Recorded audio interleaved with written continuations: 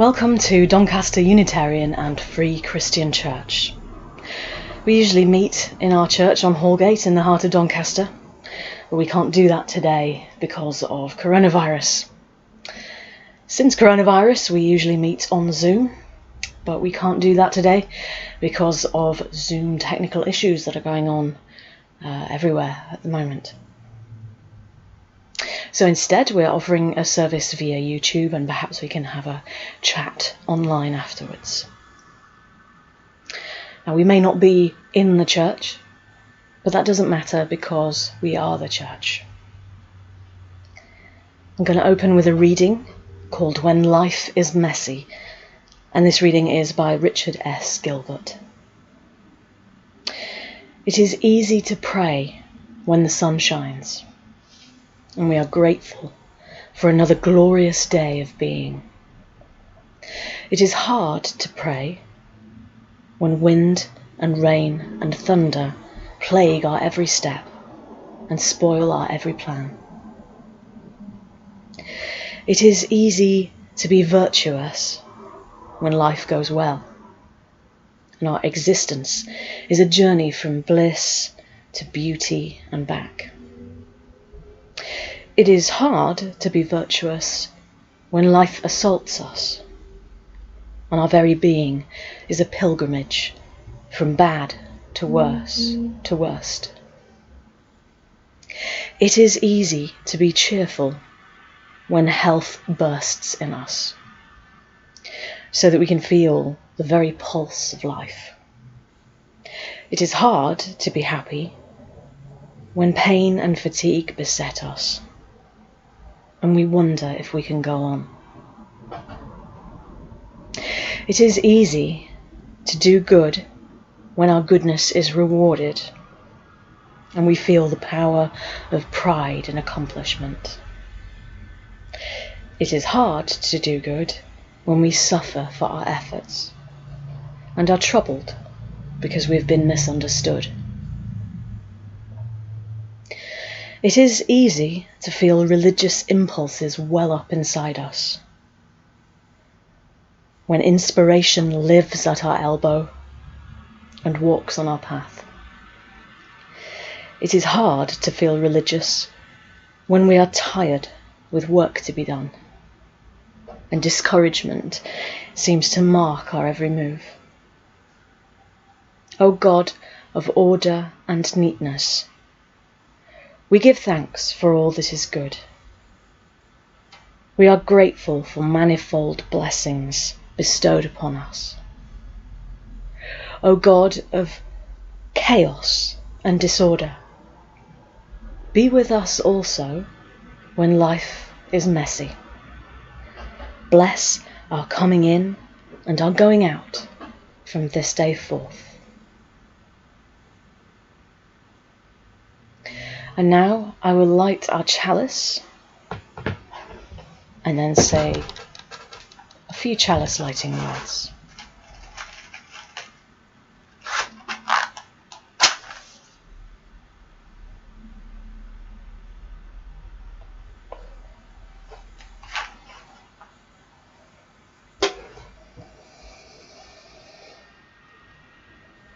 Why a flaming chalice? The question comes. It's the cup of life, we answer. A cup of blessings overflowing. A cup of water to quench our spirit's thirst. A cup of wine for celebration and dedication. The flame of truth. The fire of purification. Oil for anointing, healing. Out of chaos, fear and horror. Thus was the symbol crafted a generation ago. So may it be for us in these days of uncertainty, sorrow and rage, and a light to warm our souls and to guide us home. And that's a reading by Lisa Doge. At this point, if we had been meeting through Zoom, I would have liked us to have candles of joy and concern. This is where we each light a candle and we speak about things that are on our minds, and those may be joyful things, they may be concern. And my candle would have been, and is, in memory of David Dawson. David Dawson was a well-known and well-loved musician within the Unitarian movement, and he was taken from us last week. I'd like us to observe a moment of silence for David Dawson.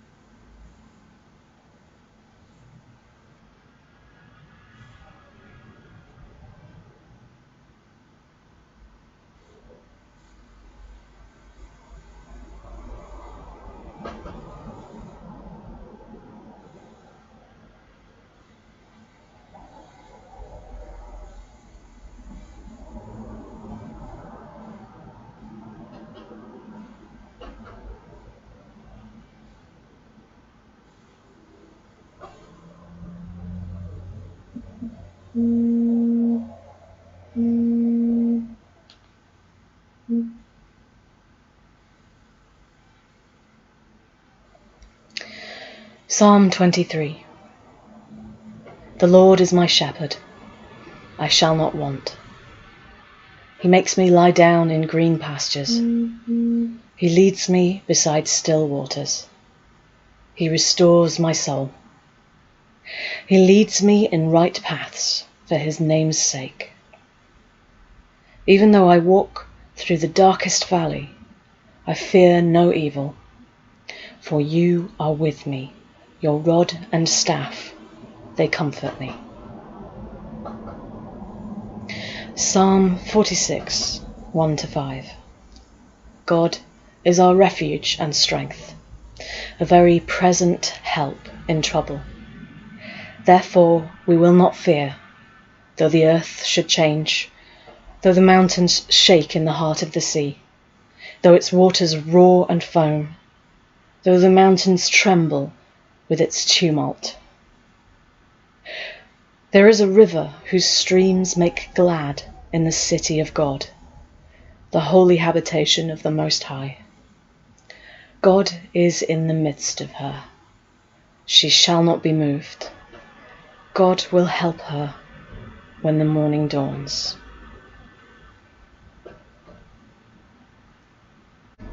Our service today takes a look at two things that may feel like they're all around us right now. Chaos, and its perhaps less familiar cousin, entropy, one of the fundamental laws of nature, and one that governs everything from the eventual heat death of the universe in billions of years' time, to the most mundane things like the organisation of your sock drawer. Entropy is a scientific concept, the second law of thermodynamics, but it's also a philosophical one.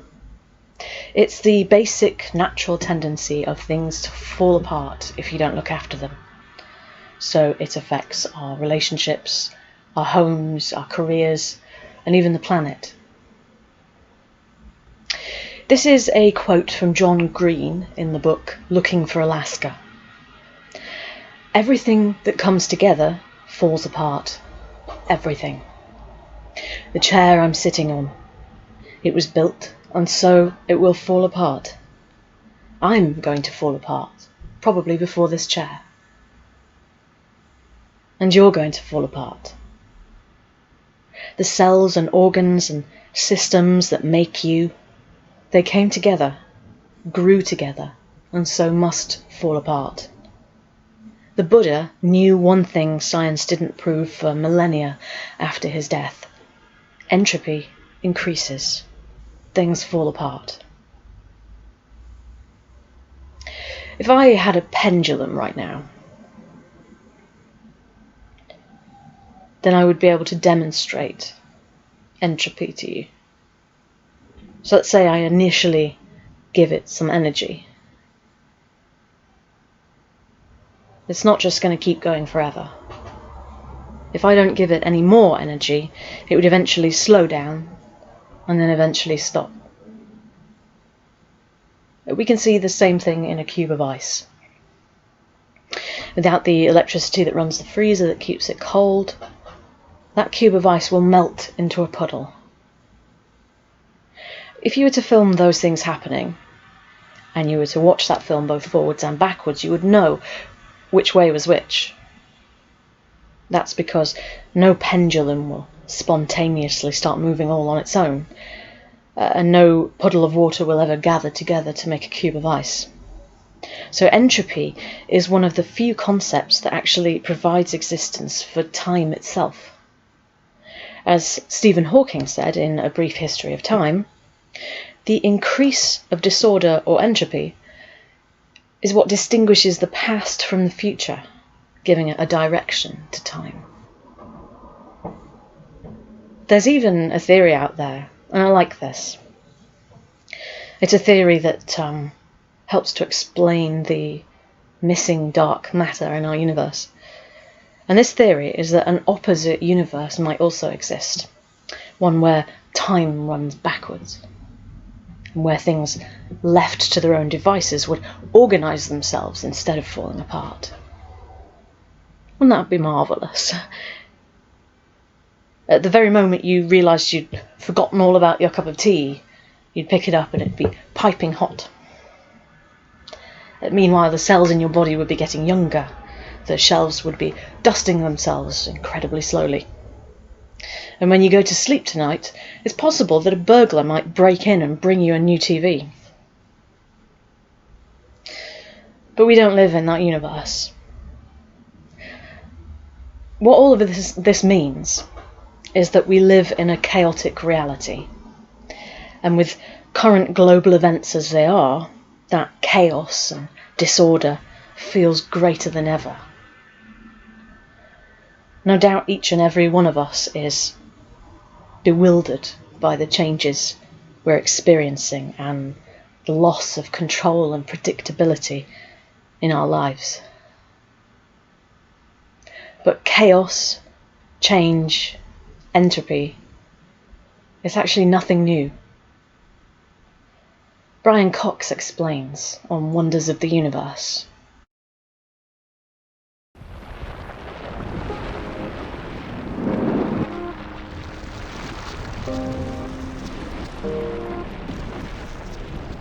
We never see waves travelling across lakes, coming together and bouncing chunks of ice back onto glasses. We are compelled to travel into the future.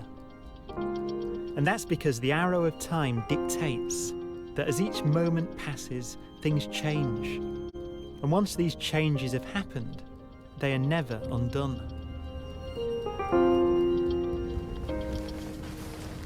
Permanent change is a fundamental part of what it means to be human. I mean, we all age as the years pass by, and people are born, and they live, and they die. I suppose it's part of the joy and tragedy of our lives.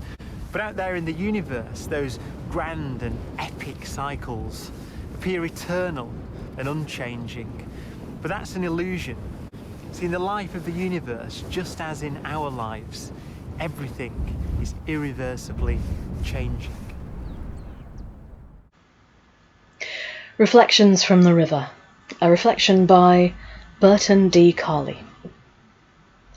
Since the economy is in a kind of black hole, I was interested to read that researchers using NASA's Spitzer space telescope have traced the building blocks of the universe back one more step, and it leads to the massive black holes in space. We know that the Earth did not spring out of thin air, but is essentially recycled matter and higher elements. The story of Genesis gets it right in the sense that we truly come from dust, space dust. But where did that dust come from? Many galaxies have a black hole at their centre. And the researchers for the first time were able to see how a supermassive black hole in a galaxy 8 billion light years from ours was shooting out winds carrying dust composed of complex elements. The theory is that black holes suck in simple gases at high velocity, where they collide and are superheated, fusing together to form complex molecules and grains of dust. Thrust back into space, the dust eventually collects and forms stars and planets, with the chemical compounds from which life can form. From chaos come the building blocks for creation. It is something good to remember when spiritual storms are brewing inside our lives, and also outside in the economic environment. And how do we endure chaotic times? It seems counterintuitive, but it is through praise that we bear our transformations. The poet Rainer Maria Rilke understood this so well in the following poem translated by Albert Ernest Fleming. "Oh, tell us, poet, what is it you do?" "I praise." "But in the midst of deadly turmoil, what helps you endure, and how do you survive?" "I praise." And that which nameless is, anonymous, how do you, poet, still call out to them? "I praise." Who grants you your right to pose in any guise, wear any mask, and still remain sincere? "I praise." And that the stillness and the violence, like the star and the storm, know and acknowledge you, because I praise. We survive our deepest struggles because the human spirit rose from the dust with the possibility of joy and praise. It is why we come to church. And now we have a reflection by Barbara Merritt, and it's called Controlling Chaos. A recent cover story in Science News, in bold letters, riveted my attention, and I snatched it. Controlling chaos. Now that's a practical theology. My hopes soared. Here, in concise scientific prose, was the potential solution to my checkbook, my desk, my attic, my basement, my schedule, and possibly the junk drawer in the kitchen. I took notes as I eagerly read the text. It said, "Just as small disturbances can radically alter a chaotic system's behaviour, tiny adjustments can also stabilise its behaviour." Tiny adjustments. Why didn't I think of that? What tiny adjustments? I read further. The success of this strategy for controlling chaos hinges on the fact that the apparent randomness of a chaotic system is really only skin deep. Is the scientific community sure about this? Have they ever seen my desk or the toy room? Beneath this chaotic unpredictability hides an intricate but highly ordered structure. This is not obvious to the casual observer of my life. This is akin to balancing a ball on a saddle. The ball won't roll off the saddle's raised front or back, but continual adjustments are needed to kick it back into position as it begins rolling off the sides. Continual adjustments. Now I'm beginning to think scientifically. What continual adjustments? We don't avoid the chaos. We stay in the chaotic region. Yes, I do that. You don't need to have a deep theoretical understanding of what's going on. All you need to know, in effect, is the shape of the saddle. Shape. All I need is to understand the shape of my chaos. What shape? And then, eureka! The author writes that the way to keep chaos under control is by a constant stream of nudges. Aha! Now I have scientific proof that my intuitive reaction to chaos works. Nudge it. Don't disturb or organise it. Nudge it. The article has a very upbeat ending. It claims that chaos is not something to be avoided. Due to the flexible and dynamic nature of chaos, chaos may offer a great advantage. I breathlessly await further scientific breakthroughs in this area. Meanwhile, I'll go nudge a few papers on my desk. That was by Barbara Merritt. And now we have a reflection by Tim Atkins, which is called Faith in Small Actions. This reading starts with a quote from what is actually pretty much my favourite book, I would say, my favourite fiction book, which is Good Omens by Neil Gaiman and Terry Pratchett. It used to be thought that the events that changed the world were big things.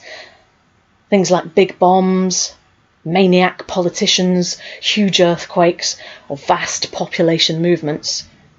But it has now been realised that this is a very old-fashioned view.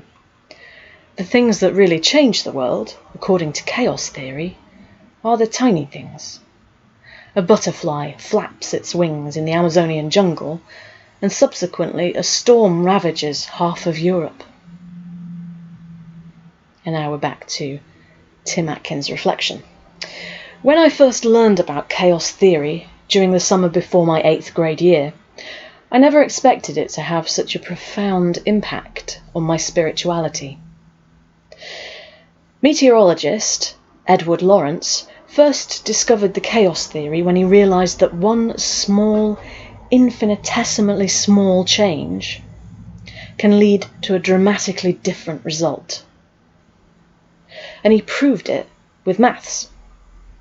In a complex system, one small change can lead to a result that hadn't ever been imagined.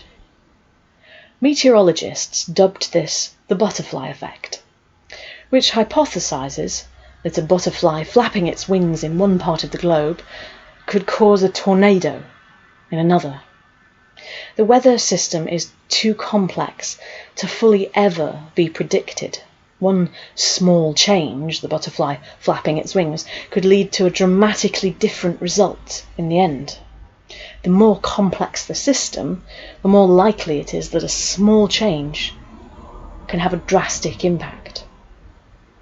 Now, what system out there is more complex than life? If the chaos theory proves that in complex systems, small changes lead to dramatic results, then it follows that the chaos theory also proves that in life, a small change can also lead to a dramatic result. This is an incredibly empowering thought to me. Small changes in my personal life can lead to dramatic improvements years down the road. And the small changes I try to make through engaging in social justice work have the potential to change the entire world. So often, I've felt overwhelmed about social justice. How can I change the entire world? It's too hard, too complicated to change the world. I'm just one person. How often have you felt something similar? We have to have faith to take these small actions. We have to have faith that in the end our small actions matter, that our small actions will lead to the result we want. Sometimes they do, sometimes they don't. We can't predict what will happen when a small change has been entered into a complex system. The only thing we can predict is that we've changed the future in some way. Every single one of us can make a change today that will change the future in ways we can't possibly imagine today. What change will you make? Let us pray. May we all be reminded of our own agency in changing the world. Let us all take small actions that build off each other and change the world in beautiful and unexpected ways. Words by Tim Atkins. Closing words by Judith Hill. Wage peace. Wage peace with your breath. Breathe in firefighters and rubble. Breathe out whole buildings and flocks of red-wing blackbirds. Breathe in terrorists and breathe out sleeping children and freshly mown fields. Breathe in confusion and breathe out maple trees. Breathe in the fallen and breathe out lifelong friendships intact. Wage peace with your listening. Hearing sirens, pray loud. Remember your tools, flower seeds, clothespins, clean rivers. Make soup. Play music. Memorize the words for thank you in 3 languages. Learn to knit and make a hat. Think of chaos as dancing raspberries. Imagine grief as the outbreath of beauty or the gesture of fish. Swim for the other side. Wage peace. Never has the world seemed so fresh and precious. Have a cup of tea and rejoice. Act as if armistice has already arrived. Celebrate today.